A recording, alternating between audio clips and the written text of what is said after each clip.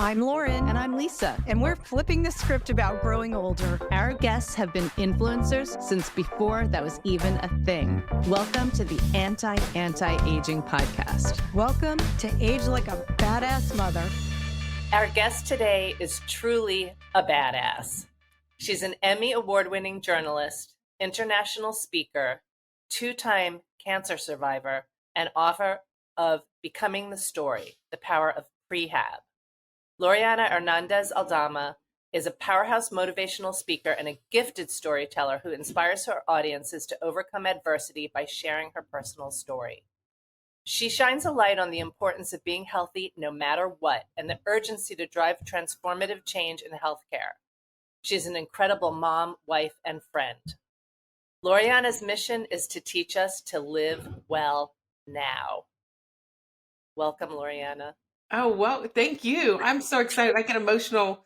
We'll have to eventually get to our story, Lisa, but I get emotional just seeing you, and I'm so happy to be here on the podcast and share the insight I've learned. Yeah, and I really had to censor myself from saying so much more. I'm like, that's what the podcast is for, but that just cracks the surface. So we are just honored and excited to have you here. Thank you, Lisa and Lauren. I'm so excited to be here. Thrilled to meet you after reading your book. It was incredible. Should we just start at you want to just start it with I can just tell you, we can start with my story, but I would say before I became the story with a diagnosis of AML leukemia, Lisa was my badass friend. She still is my badass friend. Yes, but she is. I learned everything about clean eating through Lisa. I was a newscaster, a news anchor, network medical reporter, and Lisa's house in Austin, Texas was not far from my studio. And so I was like a sponge. When I met Lisa, I was driving her crazy. What else can I learn? Because in my whole career, I was a news anchor and medical reporter for more than 25 years. And so I continued to evolve throughout my career about eating, what the definition of clean eating, because, some people say they eat clean. You're like, what? Well, you tell me what you define as clean. Right. And Lisa really taught me to redefine clean, because she was like, yeah, that's not clean. And then I remember being at her house so she became my go-to person for every story. And I was like, oh, I really should have other guests on, but I just love having Lisa because she teaches me so much. And, Austin, Texas, Lauren, you live there, and we're all so granola. And that's why I hated having to leave there. And you just learn so much about eating right, where your food sources come from. And so when I was diagnosed with AML leukemia, I was like, you've got the wrong person. I'm the clean eating, green drinking. I got my green drink here with you guys today. This is my and physically fit. I think you're the reason why I did my one and only 5K. Because of you. Well, thank you. And yeah, physically fit. So, a lot of times when people get diagnosed with cancer, maybe, there's different decisions we could have made in life. 75% in some cases is what you put in your body and what's around your body. 10 to 25% can be family history. I had a little bit of both, and I was eating clean. A lot of times people stop me and say, well, have you changed your diet since you were diagnosed with cancer twice? And I'm like, let me take a step back and breathe calmly before I answer this one. Well, that's a really important thing that you bring up there. And it's something I would like to get into as we talk about this, but the shame of I did something wrong, because you didn't do anything wrong. But that's probably a thought that goes through people's minds when they get something like that. What did I do or what didn't I do right? And you were doing everything right. Well, I will say at the time when I wrote my book that you both read, I was thinking that I did everything right. But since I've been unleashed and they said, look, let's get you to live because you have 25% chance of survival. And then you can worry about what landed you here. So I look back and I thought I was invincible. And many of us tend to think we are invincible. And I was doing something wrong. And what I was doing wrong is I was not listening to the warning signs, literally dying to tell the story, not sleeping, working in a deficit of sleep. And what were the warning signs? My body was tired. I was so tired, and I had bone pain, and that's not normal, but it was a lot of things going on. I was trying to have a second baby. I was in the midst of fertility treatment. I was anchoring a morning show, waking up at 1:45 in the morning for work. I would do these clean eating shows and segments that I would have Lisa on as a guest, but we would stay from till 1 o'clock in the afternoon. And at that time I had a newborn and my husband was holding down a job in another state, his dream media job. And we're like, we're invincible. We're going to have a kid across the country through fertility, like immaculate conception, and hold down our dream jobs and not sleep. So I literally thought if you check off the diet and you check off the exercise, that because we all drink the Kool-Aid, that I'm good, that everybody else has problems. Like it's all of them. We need to fix their diet. We need to fix their lifestyle. But now in hindsight, I really had to take a look deep into my soul and realize I laid the groundwork. I was not checking off the sleep. And when you don't sleep, you don't restore your natural killer cells. High stress too. High In your stress. book, you talked about the stress and the lack of sleep. So it's like perfect storm. It was Stress inflames your body. Yes. In fact, now I've been going out and giving, and I know I'm working in such, I'm going backwards on you guys. I know you're thinking this is totally out of order of what we planned. Doesn't matter. We didn't plan. We just want to chat. We're We good. don't have anything planned. We have no plan. So I remember, and we'll have to back up to how I got into the hospital and that whole trauma, because it is something worth sharing about mental health and going through cancer treatment. But when I got out, I thought I have got to figure out how the hell did I land here? What happened?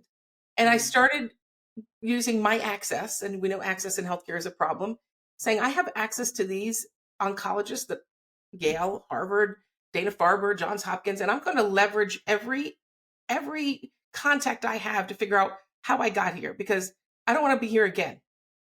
And so I started, in fact, last night I gave a speech at Rice University about understanding cancer, and I've been working with researchers to find out, and what I'm uncovering is how deadly it can be not to sleep.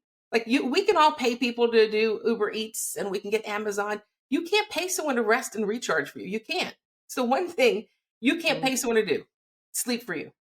And now that I'm learning the research, I like run, not walk to my bed, because I'm literally terrified because I've had it twice. Have you had to work hard to create good sleep? Have you had to create a sleep hygiene routine, and do you have devices that help you, like, watches and things? I have, I have like a little diffuser that I put some different essential oils. Sometimes I would not say it's the healthiest, because sometimes my son can't fall asleep. He has anxiety with being away from me, even at the age of 11. So I sit in his room till he falls asleep, because we were separated for a year. And then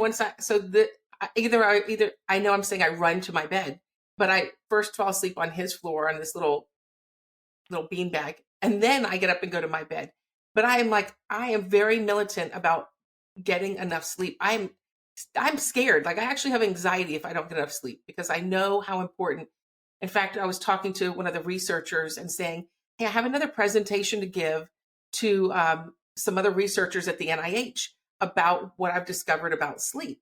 What do you want me to put about the lack of sleep? What picture on my slide? And they said, put a rocket, because lack of sleep is like rocket fuel for tumor growth. Wow. And that said it right there. So backing up, and then we can go in the right chronological order. I did play a role, and sometimes we do play a role. We're an equal partner in our own success, and we all can also play an equal partner in our own demise in many ways. And so I played a role in laying the foundation. I was the clean eating person. I was helping everyone. I do look back and feel good about all the lives I feel like I've transformed by educating them and empowering them. But at the same time, I was slowly killing myself. How many hours of sleep were you getting if you got up at 1:45 in the morning? Maybe 4. Wow. And how many do you get now? At least 7 or 8. And I will clock it. I will wear my watch to bed. And I take my melatonin. Some people say it works. Some people say it doesn't. I do my meditation. So it's not like a consistent in what certain order routine, but I do not want to go for the trifecta. I've had 2 cancers. I know for us it's genetics, but I set it ablaze. And so even if you have it in your genetic markers, your actions can really light it on fire. And that's what I did. Yeah, there's an expression we use in the whole food plant-based world is genetics loads the gun and lifestyle pulls the trigger. And that's another great example of that. And, when I worked at the Medical Wellness Center at Whole Foods with Dr. Letterman and Dr. Pulday, we were very focused on diet. But they launched their new model, We Heal, because of all the things that you're saying right now. They saw the deficit in sleep, the amounts of stress, the lack of connection, all the things that you describe in your book. And Lauren and I, our mission also is very similar to yours, and helping people to live well now. So I just can't tell you how exciting it is to have you here, because everything you're doing is so in alignment with what we believe and what we do, and we want to spread the word. So your story is like hugely impactful, because most of us don't approach it from that perspective. Like, your experience and seeing it from the flip side like that is very moving and very powerful. So Well, please. I will say, when you go to the hospital, and we can share my story, when they take your son away, and I get emotional, it doesn't matter how many years, when they take your son away for an entire year, you will do anything to live. So when people say, I need a workout partner, no, I put my feet on the ground. I can't wait to breathe, work out, lift weights, to live my life, because I don't want to die, because I saw too many people die, and I don't want to end up where I was, separated from my son, because having a FaceTime call with your son when eventually he doesn't remember you is hell. And I never want to go back there. So that living motivates me. Like Yeah. And I Tell think the story of when you ended up in the hospital, or how you ended up in the hospital. So I was in the midst of a fertility treatment to have a second baby. I was holding down my dream job, and again, as a news anchor and then network medical reporter, that was my franchise. And I wasn't feeling right. I was doing fertility treatments like I did for my son Gabriel, I have now, my one and only, and my true angel. And something didn't feel right. I woke up in my sleep one night. I mean, I was tired, but who wouldn't be tired waking up at 1:45 in the morning for work? So you start to normalize when you don't feel right, and you start to rationalize, like, oh, I just worked out too hard, and I don't need to go to the doctor. And this is what we all tend to do. You're like, there's nothing wrong with me. You push away your scans, your screenings. But my gynecologist had said, something doesn't seem right. I don't want to say the cancer word, but I think something's wrong with you, and you need to go. So to an oncologist. I went to an oncologist, and the oncologist, I said, look, so they think I might have cancer. And he was like, you don't have cancer. You're just tired, a new mom trying to have it all. And I'm like, well, I am a new mom trying to have it all. Like, I want a second baby. I'm doing this fertility. We have a due date. But I'm tired and overworked. Yes, absolutely. But he absolutely denied that I had cancer, went to another expert, and Lisa was alongside this journey with me. And finally, my fertility doctor said, listen, I think they're all wrong. Not my oncologist, a fertility doctor. I want you to go get a bone marrow biopsy. And I'm thinking, when you go through this, I had raised money and been on stage so many times for the Leukemia Lymphoma Society. But when you might have leukemia, I forgot. I didn't even know what it was. Your brain just, you lose all your memory. And so Lisa actually watched my son, Gabriel, drove me to the hospital in Austin, where they did a bone marrow biopsy. And then I was home like a day later or 2 days later. And I'm thinking, like, you know what? This is my fertility doctor. I just want to make sure I'm going to have this baby. It can't, like, you're a fertility doctor. You stay in your lane and let them stay in their lane. And who wants a second opinion when you like the first? But that's been my new rule. Always get a second opinion, even when you like the first. So the fertility doctor came to my door and said, in tears. And I thought, oh gosh, he lost the baby. Something's wrong with the embryos. And he said, you have AML leukemia. And I fell to the floor, and I said, you have the wrong person. And I cried and told him off. And I said, I'm the clean eating, green drinking yoga enthusiast. Again, this was like my saying, my mantra. Like, I do hot yoga. I drink my green drinks. I'm no gluten, no dairy, no sugar, no caffeine, no corn, mostly no meat. I'm not 100% vegan. I fall off the wagon here and there because I'm tired of cooking 3 different meals at home. And I said, you have this, you're crazy. And then I became violently ill between all of that. And so after being misdiagnosed twice, I said, that's it. I have to leverage my contacts. I have to humble myself and go on social media. I went on social media and asked for help. And people, they call with all sorts. Oh, my aunt had this cancer. I'm like, what does that have to do with leukemia? Everyone has an opinion, but people came through, and I had a world-renowned oncologist from Johns Hopkins call me and say, get on a plane, say goodbye to your son. We have a bed waiting for you. You are dying. And I cry when I say that, because how do you go from you're just a new mom trying to have it all to you're dying? And I thought I was invincible, and nothing seemed real. And then I thought, well, how do I redeem myself with all these viewers? And I told, eat these. This is where I came with understanding about eating clean. I told my oncologist, what do I say to viewers? I feel like I'm a fraud. Like, I've been telling them to years, eat this and you're not going to get cancer. Cut the gluten, cut the dairy, go vegan, go plant-based. And now I have cancer. So what do I say to people? And he said, you know what you tell them? You tell them you prepared for this fight. You prehabbed, you prehabilitated. 1 in 2 people will get cancer in his or her lifetime, and they need to start preparing. And because you showed up fit for the fight, you presented well, you prepared for this fight. So you presented well to your medical team, and you are better positioned to prevail. You have 25% chance of survival at best, because they didn't have statistics on how Cubans would do. He said, but I got people on my hall who should have 25 and they have 10 and 8 and 12.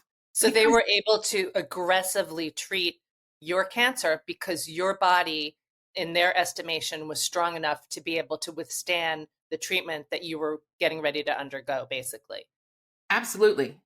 And like in the book, Lauren and I were talking about it this morning, like your description of like the chemo bags. Yeah. Can you just talk about the size of the chemo bags. Because I started to report, this was like my eureka moment. And I said, this is like the biggest breaking story of my career. And I'm not even employed at that point.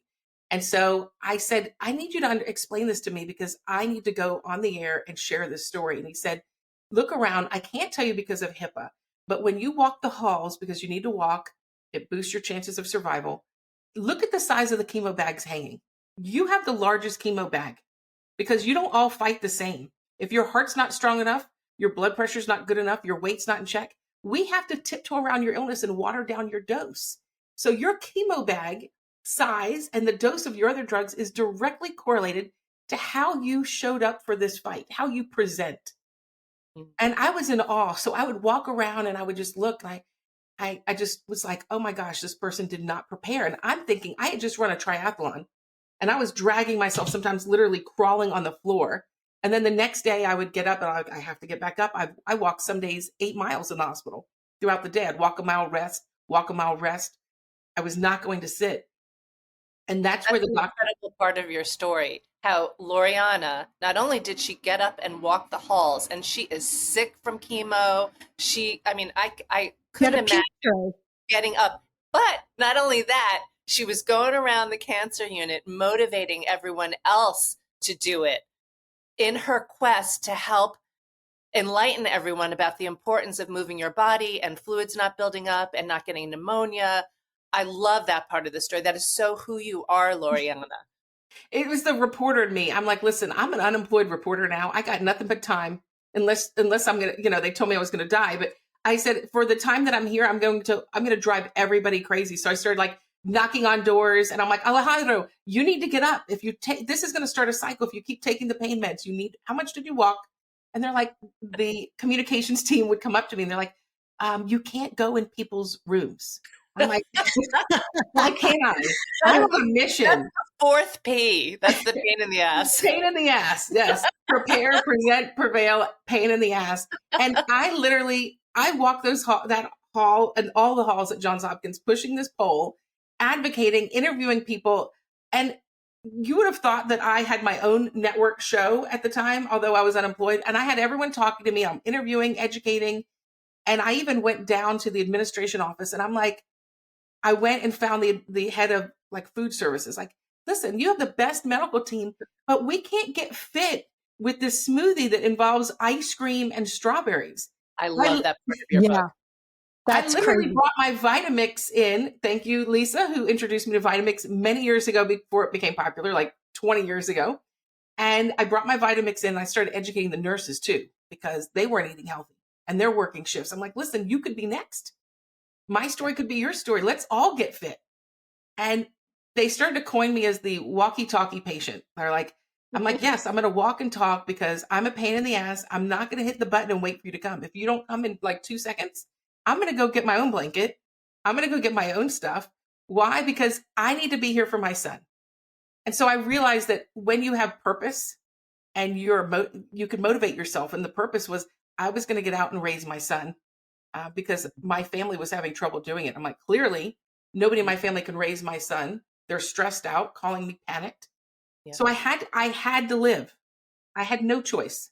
Yeah. Loriana, you bring up so many things in the book, and Lauren and I talked about this, about, I know that part of your mission is to transform the healthcare, which is huge. And I really want to support that because the things you point out in your book, you're talking about getting the patients up and moving. You're talking about the food they serve.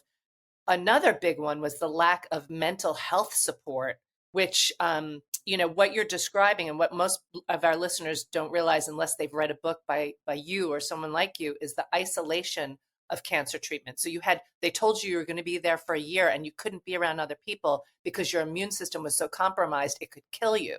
And so you're isolated, and and now we know what isolation does to our health. Mm-hmm. So it's this like vicious cycle, right? But there was no mental health support for any of that. Not to mention the other, I'm going to call it a pillar right now, but the financial aspect of it. So can you talk a little bit about those things? Because this is like the rally cry for me. Yes. About what you went through. Yes. Psycho-oncology is the most overlooked area in cancer care. Like, it's the mental health side of treating a cancer patient. And for me, I couldn't believe I was at Johns Hopkins, and I love them. So I'm not trying to say any bad things about them. This is everywhere. But what it showed to me is if they're lacking and they have a void at the top of the best of the best, what is happening in our community cancer centers where more than 80% of cancer patients get their care? So I was having nervous breakdowns. I mean, you take away my son, I have less than 25% chance of survival. I don't have a match for my bone marrow transplant if at that time they didn't know if I needed it. And I'm staring at death. They have people come and bring me a will. People ask me who's going to raise my son besides my husband. And it was so traumatic that the level of PTSD that I went through, and I would say, I need somebody to come talk to me. And they would say, well, we can send a psychiatrist for like 5 minutes. I'm like, 5 minutes? I need hours. And so the person they would send, only because they didn't have the staffing, would say, oh, were you, the person would come into my room and they're like, what year is it? Who's the president?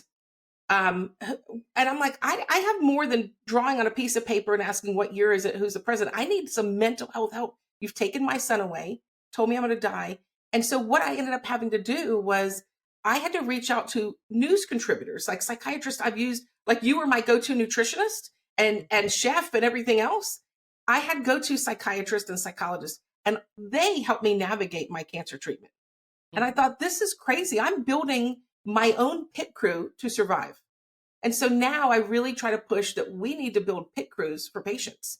Like, not someone with the same skill. We need all different kinds of services and build that pit crew. And so I think it's so important. The problem is, again, when we go back to the numbers of 80% of cancer patients get their care at community cancer centers that are smaller. They don't even have that level of support. There, it's like a don't ask, don't tell. We're not going to ask you. You don't tell us. And we don't have the services. So what happens, a lot of times when I start talking about mental health, I'm depressed, I have PTSD, and they would say, nobody is going to ever listen to you in pharma or anybody else because they're not your shrink. They make drugs. And I'm like, well, guess what? They're going to listen when I connect the dots and show them that hospitalizations go up, compliance. People don't go to appointments if they're depressed. Compliance goes down. Outcomes, so your success rate goes down. And when they see there's a correlation of how long someone can take their drug to their level of depression, then they're going to get involved. And now they're finally getting involved. Well, and you also pointed out, I thought was interesting, is how the medications affect you mentally, and how you were, I thought it was pretty badass, and I don't know if I could have done it, but saying no to the pain meds because of how they were affecting your mood and everything, and your inability to walk the halls, which also is something that was helping your mental health. So I think that's really interesting, the side effects of all the medication. It was, you're suffering. When you go through AML leukemia, leukemia tends to be an area, while there have been some new innovations, it's not for everybody. And it's such an area it's really an area that has so many unmet needs. So you suffer. It is like barbaric treatment. I had 2 rounds of full body radiation, endless rounds of chemotherapy for the entire year. And you're in such pain that if I didn't have Gabriel, I was like, I'm done. This is so hard. I'm done. It was exhausting to exist. But I had to make a conscious decision that if I accepted the pain medicine, I would be too groggy to get out of bed. And then if I didn't get out of bed, I couldn't walk. And if I didn't walk, then it reduced my chances of survival. And then it would start a vicious cycle of then the next day. And my doctor told me, because every day, again, I'm a sponge for statistics as a journalist, he would say 1 day in bed sets you back 4 days in muscle strength. 4 days in bed sets you back an entire month. You cannot afford not to move. But I would say, well, why are we not telling this to patients? Why do I have to extract it from you like this pain in the ass reporter? This needs to be on a megaphone, like get up and start moving. So it was the whole process for cancer care, even though it's been almost 10 years since my bone marrow transplant, we have not moved the needle far enough. They're starting to listen and lean in, but the level of support looking at the whole patient ecosystem is ridiculous. Is just beyond me that we have a lot of progress to make, but I'm glad people are finally listening. Yeah. And, so your bone marrow transplant, you finally did get your sister's bone marrow, correct? Yes. And so I'm sure that was just like such a traumatic experience all the way around, but so you said in your book, you don't have your own DNA now. You have your sister's DNA, which I was like, whoa, that's crazy. So do you have characteristics of your sister now or like? Yes. Actually, she got thinner. She's now my size I was, and I'm her size. So I'm like, listen, you gave me your marrow and your weight. No, the truth is, because now she's much thinner and I'm on these other drugs that made me gain weight. But that's the joke. But actually, you do inherit some of their and everything about them. And so on a funny note, when I got out of my transplant, we went and had crab legs and I broke out like in hives and I called my oncologist. I'm like, what is happening? Like, what do I do? We just drove to Hilton Head. We tried to do something local. And he's like, is your sister allergic to crabs? I'm like, well, he's like, then you're allergic to crabs. He's like, you are your sister and 100% your sister. So, but here's the catch. So that may seem funny. And I was like, oh, okay, now I can't have whatever she's allergic to. But I carry her genetic markers and her risks. But you know what? They told me with my insurance company, they would not tell me what I inherited. So they knew from a blood cancer because they wouldn't cover 2 genetic tests. They'll only cover 1. So this is where science is not caught up. I have 2 DNAs, but you're going to give me new DNA and not tell me and not cover what's in her DNA that I'm inheriting. Yet it's going to be part of me and I'm going to have to fight whatever it is the rest of my life. Turns out 5 years to the day after surviving my bone marrow transplant, we have this party and I find out I had breast cancer during the pandemic. That's when my book came out. And I rushed to get my book out. That's why I said I felt like there were a few things that I would have done differently with my book. But when I heard the words the second time, you have cancer, I said, that's it. I got to write my book. I'm not waiting for a publisher. I'm not waiting for I'm going to do the best I can to get it out there, because if I die, this message of prehab, getting fit for the fight, has to be out in public, has to be out there. So I know I went all over the place on you on that, but it is crazy that I have her DNA. But is the point of that because your sister also got breast cancer? Right. So she had the gene and then you had the gene. So through this, because of the lack of diversity in the clinical trials, there was nobody who matched me except my sister. So I had to get her bone marrow. I tried, Loriana. When you got diagnosed, I went and got tested as a marrow donor. So that's like, oh, she could have had mine. I could have had I would have loved your genetics. You said you're 60 on your other podcast. I'm like, she is not 60. She is still 40. She is still 40. Yeah. Well, God bless your sister, because I know how close you guys are, and you've now shared this journey together. We share the journey. So after I got out of the hospital and I had breast cancer, 2 years later, we moved to Atlanta and she gets breast cancer. And it was so traumatizing, the PTSD of taking her to her appointments, hearing the beep, beep, beep, hearing clear the margins, advocate for her. I lost my mind. But I was so grateful to have her. I mean, other people, I have a friend right now who has leukemia she needs a bone marrow transplant. She's white. She has 14 matches. I had no matches. And they said, if your sister does not, this is where fitness comes in again. If your sister is not fit enough to be your donor, because we can't kill her trying to save you, you will succumb to the disease and die. Thank God my sister was so fit and also did triathlons and worked out. And she showed up fit for the fight to save my life because I wouldn't be here without her. So there are so many reasons that I say that when people are listening, like, you don't have to be affected by cancer. You don't have to cheat death to appreciate life and get fit and prehab.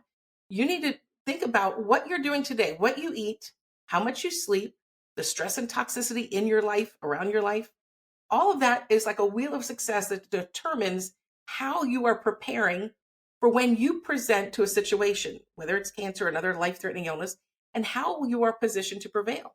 And you're all preparing, whether you like it or not. The question is, how well are you preparing? Another big one that you bring up in the book is purpose. So we know how much that Gabriel, your son, was your why, your reason, your purpose. But you also talk about your producer, Pam, giving you assignments. And I really want you to talk about that because, this is a podcast about aging well. And one of the things that we know in the research is that when people get older, particularly elderly, one of the things they lose is their sense of purpose. And that is the beginning of the end. So can you talk about that a little bit? You have to have purpose. And if that person that you love is going through something, you need to give them purpose. And so my producer, my news director, Pam, said, I'm going to give you a story. And every Wednesday, I need you to report to us. And we're going to air it. So my purpose was I walked around the hospital in my reporter mode, interviewing doctors, interviewing people. And I'm like, I have a report that's going to air on Wednesday. I have a deadline, and I paced myself. I literally gave myself a survival schedule because we all thrive, or at least I do, off of schedules. And to have purpose and have that. And I think it's so important as we all age to have purpose to get through any of life's challenges. And I think if you have not found purpose by the time you're 50, to really step back and take a look at what matters to you and what's important and embrace that. I know I talked a lot about my PTSD and depression, and I really advocate about that because it haunts me and affects so much of my life. But what's also given me purpose is what I say PTG, the post-traumatic growth. I love the PTG. And at this point, when I'm 51, you were mentioning that you're 60, and Lauren, I can't remember what your age. I'm 55. 55. Well, let's give it up for the 50s and 60s. It is so important to have post-traumatic growth. We've all gone through some sort of disruption, some sort of hurdle, life crisis, and maybe it wasn't being separated from someone for an entire year, staring death in the face. But you don't have to cheat death to appreciate life and have post-traumatic growth from what you've gone through. I mean, for me, I often share when I'm on stage and I speak, because I now travel globally to share this. I have a picture of me as a news anchor, and I'm much thinner. I'm a size 8 instead of the 12 I am now.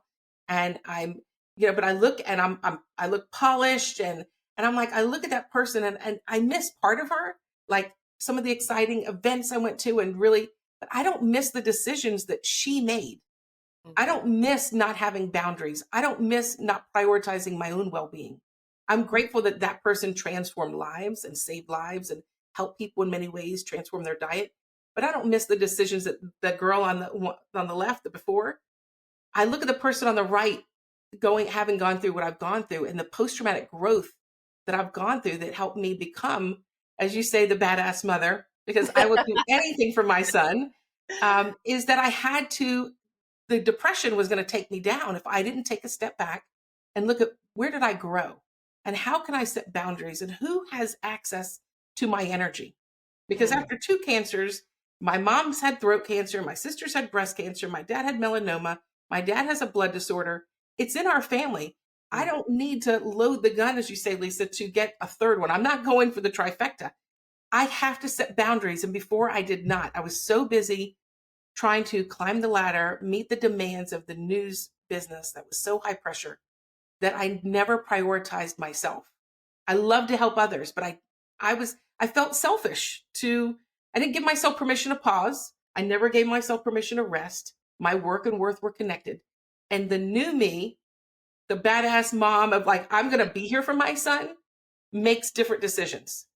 what's your day like now? Do you factor in time for rest, etc.? Oh, yes.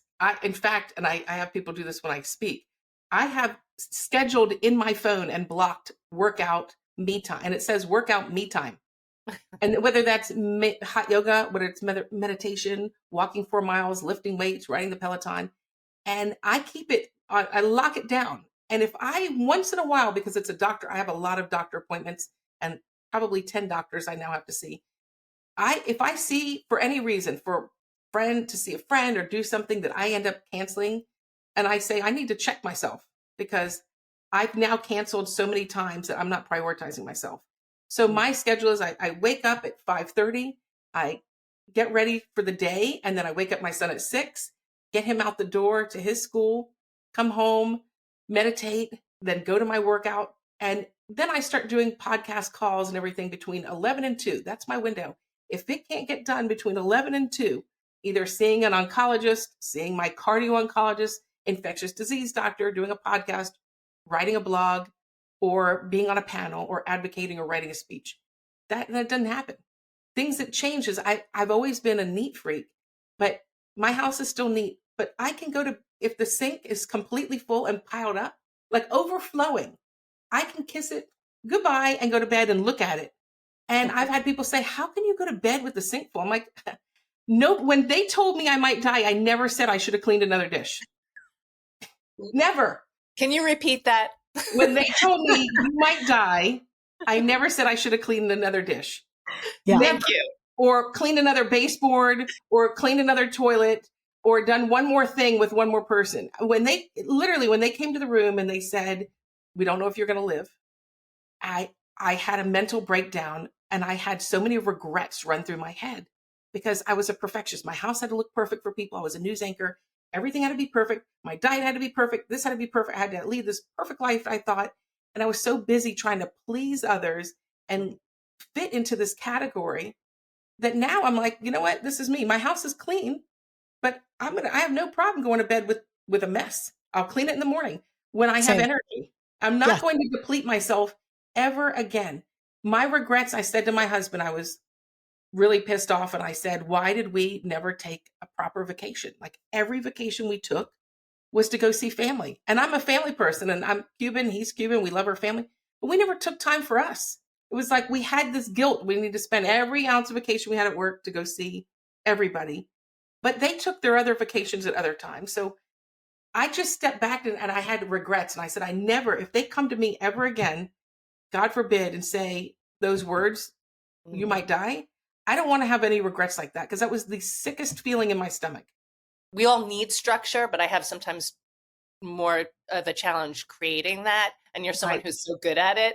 I did create a survival schedule. And because that is my wheelhouse of being very regimented. Yeah. And while that regimented lifestyle, like you said, may have landed me there, it helped also save my life. I had to backpedal and say, okay, I'm going to walk. Then the doctors will do rounds. And then I'm going to do scrapbooks in case I die. So my son has scrapbooks. So I just worked. I wrote my son letters. I created an email account. So I wrote him letters in case I died. So I planned for my death in many ways, but I also planned for living. And so I kept saying, like, do I make a resume in case I live to pay these bills, or memories in case I die when I get out? Like, and they didn't know for years. And I'm still, I can't even get life insurance, but it was so traumatizing. I can't even, every time I go through a blood test, when you're a survivor and they don't have enough tools to help survivors, you're constantly in and out of scans. And my new book that I'm working on is, the working title is Finding Joy Between Fence Posts, because every fence post is like a trauma for all of us. But my posts are like boom, boom, boom, boom. They're like one after the other. I had a brain scan, because if you have a headache, they'll say, oh, maybe you're dehydrated. For me, they're like, maybe you have a brain tumor. If you have back pain, you worked out too hard. For me, maybe you have maybe your cancer spread to your back. So I'm constantly in a machine. And if I don't find joy in the straightaways, I would lose my mind.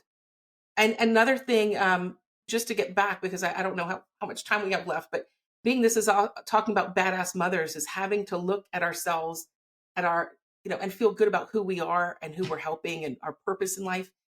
I can't tell you how hard it is, after losing so much, going through leukemia, not just my hair, but my career, my identity, literally my DNA.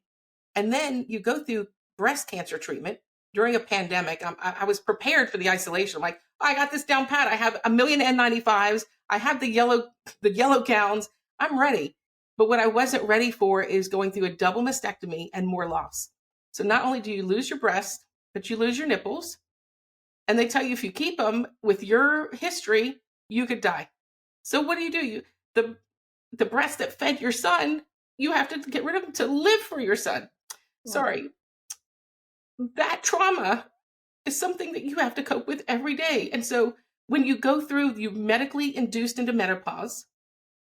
Sorry, I get so emotional, but I'm so passionate. I was medically induced into menopause. I didn't have a perimenopause. It's like, boom, here's your menopause because you're going to die and we have to stop your period. It was overnight. How old were you? 41. 41. And so it was overnight.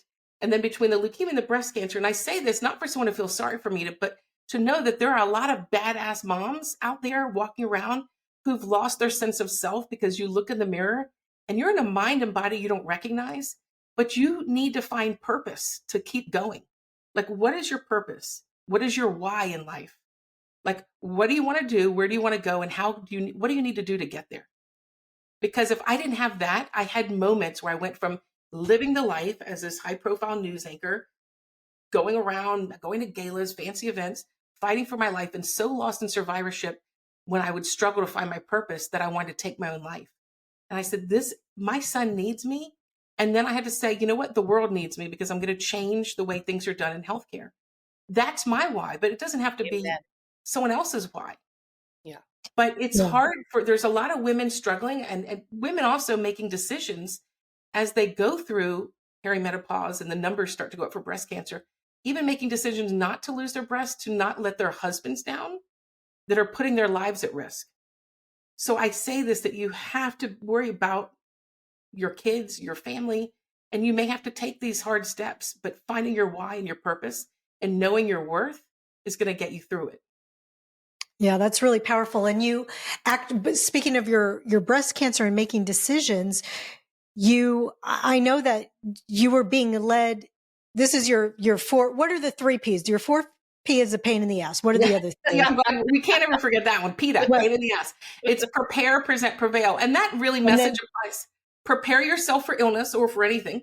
So you present well to your medical team. Right. And you're better positioned to prevail. Not that you're going to live. They told me you have all 25%. I had 25. You have all 25. You're better positioned. So when you prepare for anything, whether it's a job interview, a career change, a pivot in life, whatever it is, you present better to the situation and you're better positioned to prevail. It's my 3P protocol. It's nothing magical, but I can tell you. I'm really good at the pain in the ass part. I want to get to the point.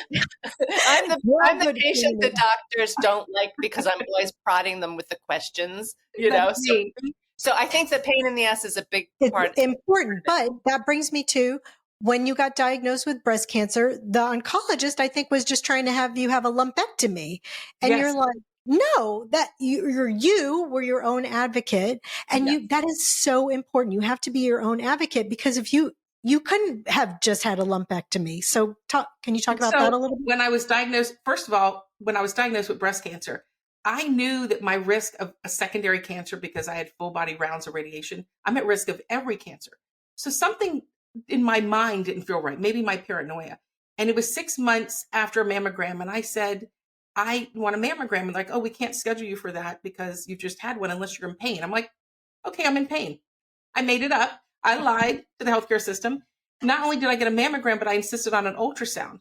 It was the ultrasound, not the mammogram, because I have dense breast, that found the breast cancer. Wow. And then when they found the breast cancer, the doctor says, you just need a lumpectomy. It's small. You caught it early because it was, I did catch it early. We can just cut around it and clear the margins. And I was like, wait. I've had chemo, full body rounds of radiation, which puts your whole body at risk, causes scar tissue. And here I am schooling the oncologist at a high level institution. And I had to connect the doctors through an email, like you meet him. And I told my leukemia doctor, I said, he saved my life. he's going to make the decision. And he had to call the doctor and say, absolutely not. She's not having a lumpectomy. She's had so much baggage, comorbidities. She probably has more cancer because of the radiation. She can't have more radiation. She's had enough for her lifetime. You need to remove her breast, because if you do a double mastectomy, you don't need radiation because there's nothing to radiate. Mm-hmm. So he insisted, I will not sign off on this procedure unless you remove her breast. So he had to tell the breast oncologist, and they weren't happy, his decision. And thank God he did, because they found another one. It was small. So I say, you have to be a pain in the ass. And then they also wanted me to spit in a tube for my genetic markers. And I'm like, wait a minute, that's my sister. I can't spit in a tube. I need you to do a skin punch, because my skin is me. My blood is my sister. And I am my sister unless you take a piece of skin from me. So here I am trying to educate about my DNAs and my history. So it's so important that as we age, even when you're younger, but educate other people about, know your, not just your family history, but know your medical history and advocate for yourself. That's what we try to do on my podcast.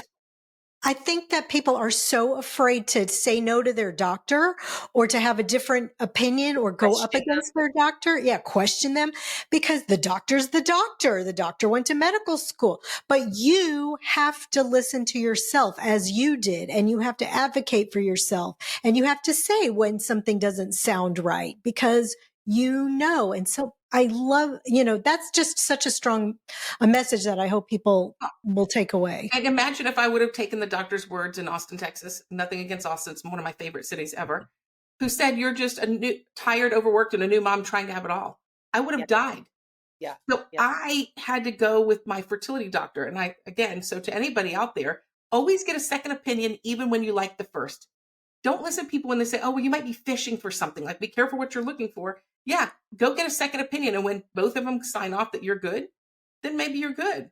But I double check, triple check everybody, and I roll out my labels. I don't care what I have to leverage to get my answers to be here for my son. My goal with my podcast and my advocating is that not everyone has access, that you, Lauren, or Lisa, we all have some very high level contacts in the health and wellness industry. We can really pull on some high, powerful names to save our lives. Not everyone has that access. So I feel that we collectively, just to do the world good, we need to come together, and we have a moral obligation to help connect other people and give them access to healthcare, that, answers that they need. Yes. And what's the name of your podcast? The podcast is called Stage Free. And I'm so excited. So I invite everyone to listen to it, to learn more about being your own health hero and advocating for yourself. And the book is called Becoming the Story, The Power of PREhab. And then Armor Up for Life is your brand, right? It's my brand. It's my nonprofit. And we're launching a number of different programs this year to help underserved patients, to help just really to educate and empower patients, all about mastering survival, because you're a survivor from the day of diagnosis. And we want to give people the tools they need for success. Thank you.